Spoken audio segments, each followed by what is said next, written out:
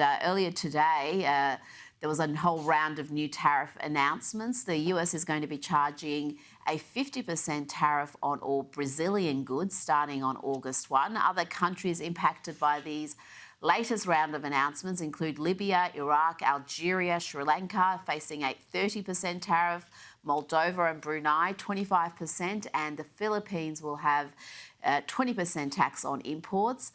Now, in Australia, there remains a great deal of doubt about the merits of tariffs. Tell my audience what this policy really means for Americans and particularly American workers.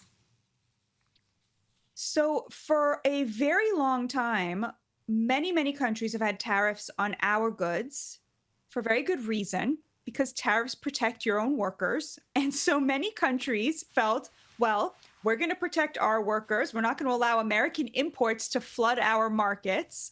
But, we will expect to have free access to the American market. And for some reason, the elites gave this to them, because the elites, of course, are the consumers of this stuff, not the producers. And so they wanted these cheap goods from other countries, and they didn't care that the American worker was getting screwed. What a tariff does is it effectively says that the product of the labor of the American worker deserves to be competitive in the global marketplace. That is what the elites had taken away from us.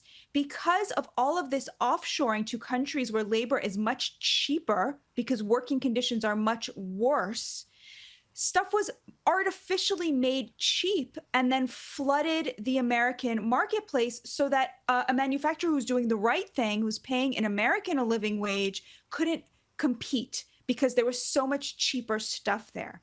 And so we had this artificial cheapening of product, especially stuff that you get from China, but also from a host of other countries, that when, things started to become clear that China was really undermining us as a country, they moved to other countries. So there were all these other countries that are effectively a back door into our economy, that the Chinese simply set up shop there in order to evade the tariffs that we had on them.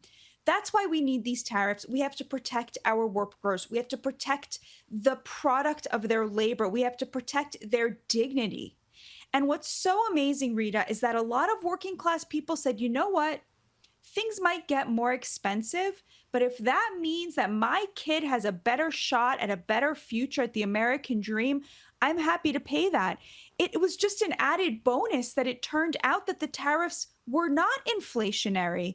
It turned out that there were a lot of things that made it expensive to bring things from China, like the fuel or the shipping, the entire supply chain. There are a lot of places where you can actually pull back some of those costs if you're willing to reshore manufacturing. But at the end of the day, the thing that your audience needs to understand is it wasn't fair to our workers. The American working class was paying the cost for the immense prosperity that other countries and the elites in our country were generating on their backs, and they were seeing none of the benefits. And it was just not fair anymore, and we had to turn it around.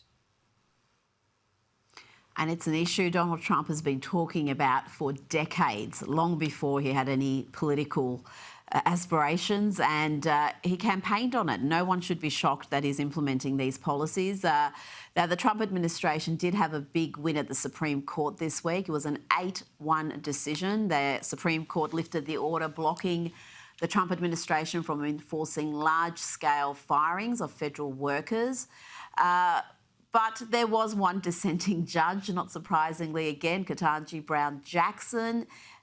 This is again, very surprising, because you got even the leftist judges like Sotomayor and Kagan siding with the Trump administration, but Brown Jackson, again, saw things differently. Yes, she seems to think that it is the Supreme Court's job to legislate, which of course it isn't. So there seems to be a real fundamental misunderstanding. And while obviously, if the Trump administration ignored a Supreme Court ruling, that would be a problem. That has not happened yet. They have abided by all of the rulings. But nobody wants to talk about what happens when the judiciary branch fundamentally misunderstands its role and thinks that it should have the ability to actually put a halt to things that are solidly in the executive branch. I'll just give you one example. I think most people don't realize immigration is pretty much at the discretion of the president. Not just that, but immigration judges are not part of the judicial branch. They answer to the president. They are part of the executive branch.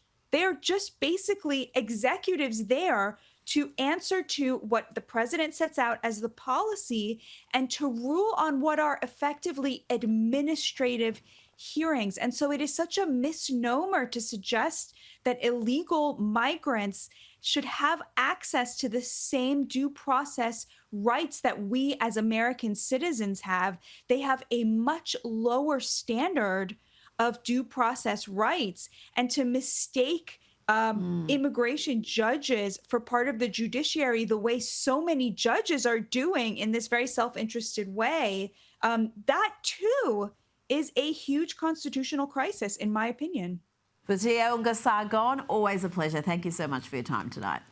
Thank you so much, Rita. God bless.